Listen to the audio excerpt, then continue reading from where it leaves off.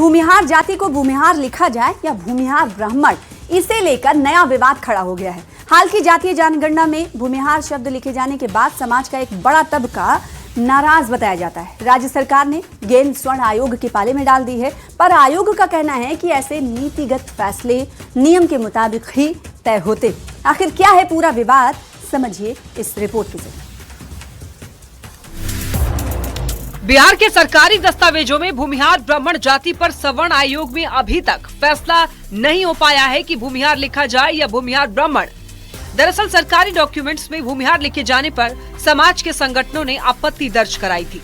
सूत्रों की अगर माने तो सामान्य प्रशासन विभाग की ओर से पूछा गया था कि सरकारी दस्तावेज में भूमिहार ब्राह्मण लिखा जाए या नहीं। इसी सवाल के बाद आयोग के कुछ सदस्यों ने नाराजगी जताई है। हालांकि सवर्ण आयोग के चेयरमैन महाचंद्र प्रसाद सिंह ने ऐसे किसी विवाद और नाराजगी की खबरों का खंडन किया है। तो हर समाज में इस तरह की परिस्थितियां रहती है। वो दस्तावेज कहता है उसी पर हम लोग विचार करने वाले हैं। जो जनसंख्या का निर्धारण हुआ है उसमें स्पष्ट लिखा हुआ है हर बात, और उसकी उस पर चर्चा हम लोग करेंगे। सूत्र बताते हैं कि बिहार के सामान्य प्रशासन विभाग ने 10 अक्टूबर 2025 को सवर्ण आयोग को एक चिट्ठी लिखी थी। इसमें आयोग से ये मार्गदर्शन मांगा गया था कि सरकारी कागजातों में भूमिहार की जगह भूमिहार ब्राह्मण का प्रयोग किया जाए या नहीं। इसे लेकर 21 नवंबर और 8 दिसंबर को 2 बैठकें भी हुई, लेकिन वो बैठकें बेनतीजा रही। भूमिहार ब्राह्मण अलग लिखने पर जारी विवाद के बीच न्यूज 18 ने इस विषय पर किताब लिखने वाले संजीवनी कुमार से बात की और मामले को समझने की कोशिश की। इन्होंने कास्ट सेंसस के पुराने इतिहास का हवाला देते हुए मामले को समझाने की कोशिश की। तो सेंसस में भूमिहार ब्राह्मण शब्द का इस्तेमाल किया गया 81 वाले सेंसस में, लेकिन उसको वैश्य कैटेगरी में डाला गया, भूमिहार की कैटेगरी में नहीं डाला गया। तो उस समय 1881 में ये आता है और 89 में अखिल भारतीय भूमिहार महासभा का गठन किया जाता है। और वो लोग पूरा एक मूवमेंट चलाते हैं कि नहीं, हम लोग भूमिहार ब्राह्मण नहीं, हम लोग सिर्फ ब्राह्मण हैं। क्योंकि और उसका अपोज किया गया जो भद्रलोक ब्राह्मण है बंगाल वाले, तो उन लोगों ने उसका विरोध किया कि ये तो हमारे बराबर हो जाएंगे। और उनका लॉजिक ये था कि तुम भूमिहार जो हो वो तो तुमने हल पकड़ लिया है, और हल पकड़ने के बाद तुम अशुद्ध हो गए। भूमिहार ब्राह्मण वाले विवाद के बीच दोनों पक्षों की दलीलों को समझना भी जरूरी है। भूमिहार ब्राह्मण लिखने के समर्थक ये कहते हैं कि 1931 की जनगणना में भूमिहार जाति के लोगों को भूमिहार ब्राह्मण लिखा गया है। भूमिहार ब्राह्मण लिखने के विरोधी का ये कहना है कि भूमिहारों का पेशा पुरोहिताई ना होकर खेतीबाड़ी है। वहीं समर्थक कहते हैं कि पुराने जमीन दस्तावेजों में भी भूमिहार ब्राह्मण शब्द ही अंकित है। वहीं विरोधी का ये कहना है कि जमीन खेतीबाड़ी से जुड़े होने पर ब्राह्मण नहीं रहे, भूमिहार हो गए। प्राचीन इतिहास में अग्रहार भूमि वैदिक संस्थाओं को चलाने वाले ब्राह्मणों को दी जाती थी कि 1901 में जब अंग्रेजों ने सामान्य ब्राह्मण अर्थात पुरोहिती करने वाले ब्राह्मण और पुरोहिती नहीं करने वाले ब्राह्मण के बीच में भेद किया, तब भी बाभन और भूमिहार ब्राह्मण संज्ञा का ही उल्लेख हुआ। 1911 के सेंसस रिपोर्ट, 1921 के सेंसस रिपोर्ट, 1931 के सेंसस रिपोर्ट में भूमिहार ब्राह्मण शब्द ही स्थापित है। वैसे सवर्ण आयोग के अध्यक्ष महाचंद्र सिंह ये कहते हैं कि भूमिहार ब्राह्मण पर ऐसा कोई भी विवाद सवर्ण आयोग में नहीं है जो लिखा और बताया जा रहा है। अब देखना होगा तर्क और वितर्क के बीच ये विवाद कब तक शांत होता है। न्यूज 18 के लिए पटना से आनंद अमृतराज के साथ ब्यूरो रिपोर्ट। और अब बड़ी खबर सियासी गलियारे से। बीजेपी ने नेता प्रतिपक्ष तेजस्वी यादव पर बड़ा निशाना साधा है। बिहार चुनाव के नतीजे आने के बाद सार्वजनिक तौर पर मीडिया से दूरी बनाने और विदेश दौरे को लेकर सत्ताधारी पार्टी ने तेजस्वी यादव को घेरा है। सोशल मीडिया प्लेटफॉर्म एक्स पर बीजेपी ने पार्टी के आधिकारिक अकाउंट से एक पोस्ट किया और तेजस्वी यादव को गुमशुदा बताया। लिखा कि लापता तेजस्वी की तलाश है, नाम तेजस्वी यादव है और पहचान 9वीं फेल। पोस्ट में जिस फोटो को शेयर किया गया है ये बात उसी में लिखी गई है। गौर करने वाली बात यह है कि नेता प्रतिपक्ष तेजस्वी यादव तकरीबन 2 हफ्ते से पटना से बाहर है। वहीं आरजेडी ने पलटवार करते हुए एनडीयू को सरकार और गठबंधन की चिंता करने की सलाह दी। तो किसी व्यक्ति पर नहीं बल्कि तेजस्वी यादव की राजनीतिक हकीकत पर सवाल है। जब भी बिहार के विकास, भ्रष्टाचार, अपराध और जंगलराज पर चर्चा होती है तब तेजस्वी यादव मीडिया से लापता हो जाते हैं। जनता सवाल पूछती है और जवाब देने की बारी आते ही पर्दे के पीछे छिप जाना, यही उनकी पहचान है। बिहार को भाषणबाज नहीं, जवाबदेह नेतृत्व चाहिए।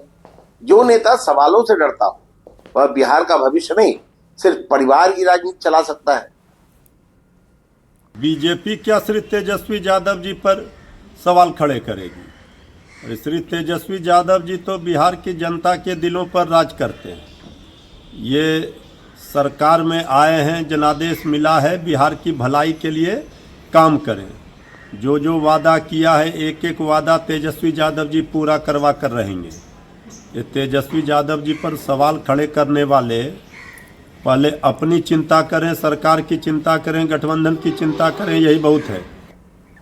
और बिहार के हर जिले में नासूर बन चुके अतिक्रमण के खिलाफ बुलडोजर युद्ध जारी है। सिवान, नवादा हो या मोतिहारी, सरकारी जमीन और सड़क पर कब्जा कर बैठे लोगों पर प्रशासन का पीला पंजा गरज रहा है और हर एक अवैध कब्जे को नेस्तनाबूद कर रहा है। साथ ही अतिक्रमणकारियों को भी सख्त संदेश दिया जा रहा है कि अब अगर फिर से अवैध कब्जा किया तो खैर नहीं। रिपोर्ट देखिए।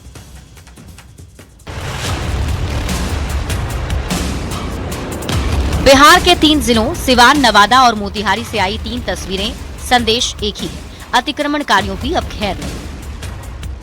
बिहार में शहर के साथ ही गांव में भी नासूर बन चुके अतिक्रमण के खिलाफ प्रशासन का बुलडोजर युद्ध जारी है। सरकारी जमीन और सड़क को खाली कराया जा रहा है। प्रशासन के साथ पुलिस की टीम मुस्तैद है और रास्ते से हर बाधा को हटाती जा रही है। सबसे पहले बात सिवान की, जहां दरौली प्रखंड में अतिक्रमणकारियों पर सीओ के नेतृत्व में बुलडोजर चला। अवैध निर्माण को तोड़ा गया। साथ ही अतिक्रमणकारियों को 2 दिन की मोहलत भी दी गई ताकि सरकारी जमीन पर अवैध कब्जा हटाया जा सके।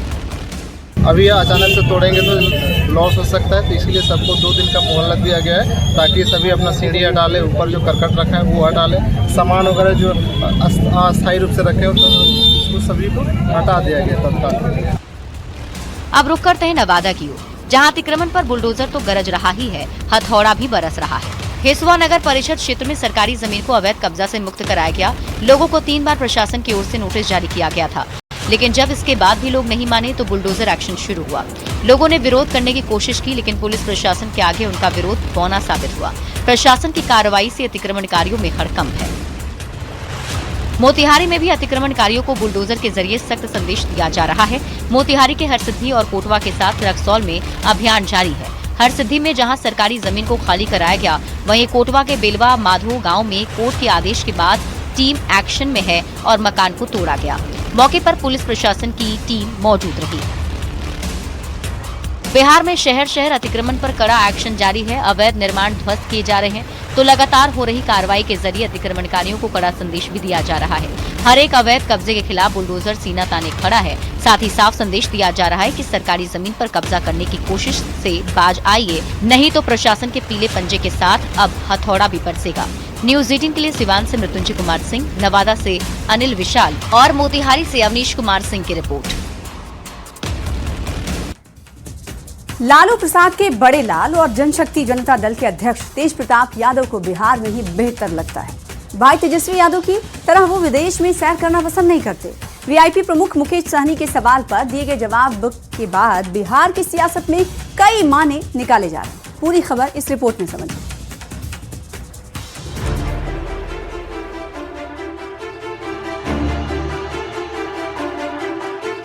तेज प्रताप यादव आरजेडी के शीर्ष नेता लालू प्रसाद के बड़े लाल, पूर्व डिप्टी सीएम तेजस्वी यादव के बड़े भाई। उनके बारे में कहा जाता है कि दिल में कुछ नहीं रखते, सीधी बात मुंह पर आती है और वे उसे बोलने से गुरेज नहीं करते। मौका था पटना में बर्थडे पार्टी का, जिसमें तेज प्रताप यादव भी मौजूद थे। साथ ही पार्टी में थे वीआईपी प्रमुख मुकेश सहनी और बिहार कांग्रेस अध्यक्ष राजेश श्याम। कहा जाता है कि सियासत में ना तो राजनेता कोई बात बिना वजह उठाते हैं और ना ही कोई जवाब बिना वजह देते हैं। तो इस बर्थडे पार्टी में मुकेश सहनी ने तेज प्रताप से पूछा कि क्या विदेश घूमने नहीं जाइएगा। अब ये सवाल था या छोटे भाई तेजस्वी यादव के बिहार चुनाव के बाद विदेश सैर से जुड़ी बात पर तंज, इसे मुकेश सहनी ही बेहतर बता सकते हैं। लेकिन जब सवाल पूछा गया तो तेज प्रताप ने तपाक से जवाब भी दिया। राजनीति में बड़ा सितारा वही बनता है जो नतीजों में मिली हार के बाद भी हार नहीं माने, जनता के साथ जुड़ा रहे और समय की नब्ज को पकड़ते हुए जनता के साथ मिलकर रास्ते सुगम बनाना शुरू करें। तेज प्रताप का ये कहना है, हम बिहार में ठीक हैं। चुनौती मानी जा रही है भाई तेजस्वी के लिए। अब देखना होगा कि तेज प्रताप के इस बयान पर तेजस्वी का क्या पलटवार आता है। पटना संवाददाता रवि एस नारायण के साथ ब्यूरो रिपोर्ट, न्यूज़ 18। और अब बात तेज प्रताप और तेजस्वी के सैर सपाटा और शौक की। दोनों भाइयों के दो अलग अलग वीडियो सामने आए हैं जो सुर्खियों में छाए हुए हैं। अपने अलग और अनोखे अंदाज के लिए चर्चित तेज प्रताप यादव की बाइक राइडिंग का एक वीडियो सोशल मीडिया पर धूम मचा रहा है, जबकि तेजस्वी राइडिंग तो नहीं लेकिन ड्राइविंग करते नजर आ रहे हैं। और लोग कह रहे हैं कि छोटा भाई कार में तो बड़ा भाई रफ्तार में। आइए देखते हैं सड़क पर सैर सपाटा और शौक का ये रोमांचक वीडियो। मखमल सी सड़क पर फर्राटे भर रहे इस शख्स को देखिए। ये कोई आम आदमी नहीं बल्कि बिहार के पूर्व मुख्यमंत्री लालू प्रसाद के लाल तेज प्रताप है, जो बिल्कुल फिल्मी अंदाज में सड़क पर सैर के लिए निकले हैं। चमचमाती सड़क पर चमचमाती बाइक, तेज प्रताप यादव स्पोर्ट्स बाइक पर एकदम हीरो की तरह धूम मचा रहे हैं, जिसका वीडियो बड़ी तेजी से सोशल मीडिया पर वायरल हो रहा है। धूम इसीलिए क्योंकि वायरल वीडियो में फिल्म धूम का गाना भी बज रहा है, जिसके धुन के आनंद में तेज प्रताप खोए हुए हैं। तेज प्रताप यादव ने अपने इंस्टाग्राम पर खुद इस वीडियो को शेयर किया है और लिखा है कि पूरी सड़क पर हरा चमक रहा है, हर मोड़ पर धड़कन की गूंज है। स्टाइल सिर्फ ये नहीं है कि मैं कैसा बाइक चला रहा हूँ, बल्कि ये है कि आखिर क्यों मैं राइड कर रहा हूँ। तेज प्रताप का ये कैप्शन बता रहा है कि बिहार चुनाव में करारी हार के बाद तेज प्रताप का ओहदा बदल चुका है, लेकिन अंदाज नहीं। तेज प्रताप ये भी कह रहे हैं कि जुनून रफ्तार को बढ़ाता है और गति रोमांच पैदा करती है, और यही गति तेज प्रताप के छोटे भाई तेजस्वी की कार में भी देखने को मिली। एक वीडियो तेजस्वी का भी सामने आया जिसमें वो खुद ड्राइव करते दिख रहे हैं। कार ड्राइविंग और बाइक राइडिंग दोनों भाइयों का अनोखा अंदाज सोशल मीडिया पर सुर्खियों में छाया हुआ है। कोई कह रहा है ग्रीन बाइक, मोटे tyre, Tej Pratap on fire, तो कोई कह रहा है छोटा भाई कार में तो बड़ा भाई रफ्तार में। देखना होगा सियासत के साथ साथ सड़क पर सौर सपाटा और शोक का ये रोमांचक कितने दिनों तक छाया रहता है। Bureau report, news 18।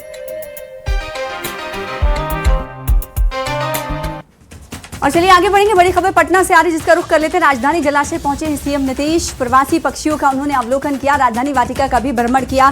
दीदार करते हुए प्रवासी पक्षियों का नजर आए सीएम नीतीश कुमार। वो तस्वीरें भी अब से कुछ ही क्षण में आपको टीवी स्क्रीन पर दिखाएंगे। तो पटना से इस वक्त की बड़ी खबर दे रहे हैं, जहां पर राजधानी जलाशय में सीएम नीतीश कुमार के पहुंचने का कार्यक्रम तय था। उसी के मुताबिक वो राजधानी जलाशय में पहुंचे और उसके बाद प्रवासी जो पक्षी थे, माइग्रेंट्स जो बर्ड्स थी, उनका अवलोकन किया, दीदार किया। राजधानी वाटिका का भी सीएम की तरफ से भ्रमण किया गया था, जिसकी तस्वीर आपको टीवी स्क्रीन पर दिखा रहे हैं।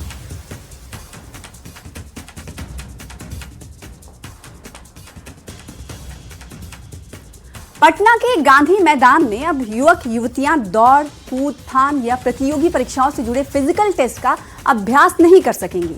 कोचिंग संस्थानों और निजी प्रशिक्षकों की ओर से कराए जा रहे शारीरिक अभ्यास पर जिला प्रशासन ने पूर्ण रूप से रोक लगा दी है। और न्यूज़ 18 ने जब ग्राउंड रिपोर्टिंग की तो युवाओं के साथ ट्रेनर भी सरकार तक अपनी आवाज पहुंचाने की अपील करते हुए नजर आए। ये रिपोर्ट देखिए।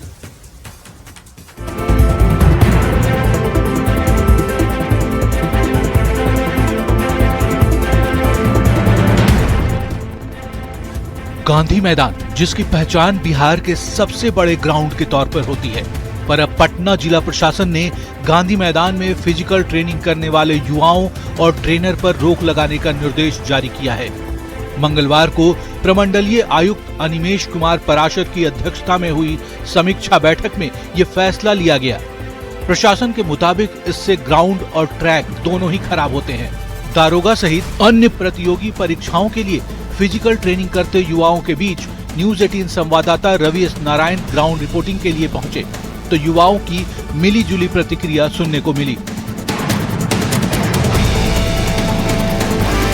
जी हाँ, जिला प्रशासन ने बड़ा आदेश पारित करते हुए बताया है कि गांधी मैदान में वैसे तमाम कोचिंग संस्थान जो फिजिकल की ट्रेनिंग देते हैं उस पर पाबंदी लगाई गई है तत्काल प्रभाव से। कहीं न कहीं उनका नजरिया सही भी है और गलत भी है। अकॉर्डिंग टू चिल्ड्रेन देखा जाए तो ये गलत हो जाएगा, लेकिन अगर उनके प्रशासन के बिहाफ से देखा जाए तो वो भी सही है, क्योंकि ग्राउंड थोड़ा सा खराब होते जा रहा है, ट्रैक नहीं है। अगर ट्रैक सही नहीं रहेगा तो इंजरी ज्यादा होगा, जिसके कारण कोई दौड़ नहीं पाएगा।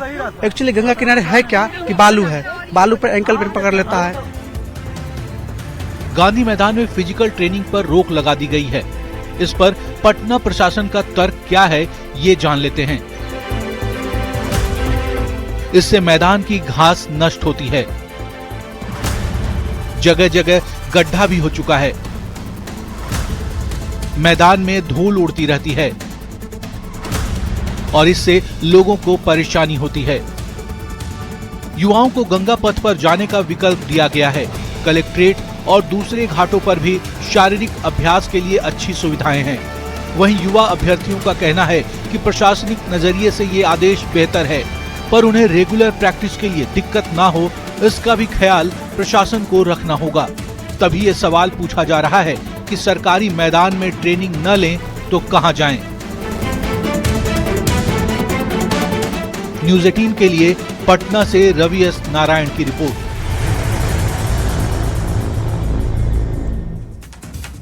आगे बढ़ेंगे, इस वक्त की बड़ी खबर का रुख कर लेते हैं। कल संसद में वायु प्रदूषण पर चर्चा होने वाली है। दिल्ली में प्रदूषण पर होगी चर्चा। पर्यावरण मंत्री भूपेंद्र यादव इस हवाले से जवाब देंगे। आपको बताएं कि नियम 193 के तहत लोकसभा में चर्चा होगी। पॉल्यूशन पर चर्चा होने की बात हो रही है और ये चर्चा पार्लियामेंट में होगी। कल संसद में वायु प्रदूषण पर चर्चा होगी। जैसे कि आपको मालूम है कि दिल्ली में हवा बेहद खराब हो रही है, सीवियर हो गई है और इसकी वजह से हम देख रहे हैं कि कई तरह की सख्ती भी लागू कर दी गई है। और इस बीच कल संसद में वायु प्रदूषण पर चर्चा होने की खबर है। दिल्ली में प्रदूषण पर चर्चा होगी। पर्यावरण मंत्री भूपेंद्र यादव इस हवाले से जवाब देंगे। नियम 193 के तहत लोकसभा में ये चर्चा होने वाली है। जैसा कि आपको मालूम है कि इस वक्त राजधानी दिल्ली गैस चैम्बर बनती हुई दिखाई दे रही है। लोगों की सांस पर संकट है, क्राइसिस से लोग जूझ रहे हैं। बुजुर्गों को सांस लेने में दिक्कत आ रही है और बच्चों को बाहर निकालने के लिए पहले ही डॉक्टरों की तरफ से सावधानी बरतने की अपील की गई है। इस बीच आपको बताएं कि कल संसद में इस हवाले से बहस होनी है। हमारे साथ दिल्ली से संवाददाता अमित पांडे जुड़ रहे हैं, इस खबर पर ज्यादा जानकारी हासिल करते हैं। दिल्ली इस वक्त गैस चैम्बर बनी हुई है अमित, और इस हवाले से कल संसद में भी चर्चा होने वाली, कितने बजे? हाँ जी बिल्कुल। देखिए कल जैसे ही ये जी राम जी बिल पारित होने की सरकार के कार्यक्रम के मुताबिक लोकसभा में जब होगा तो उसके बाद एयर पोल्यूशन पर रूल 193 के तहत चर्चा प्रस्तावित है और सरकार की ओर से केंद्रीय पर्यावरण मंत्री भूपेंद्र यादव इस चर्चा में जवाब देंगे।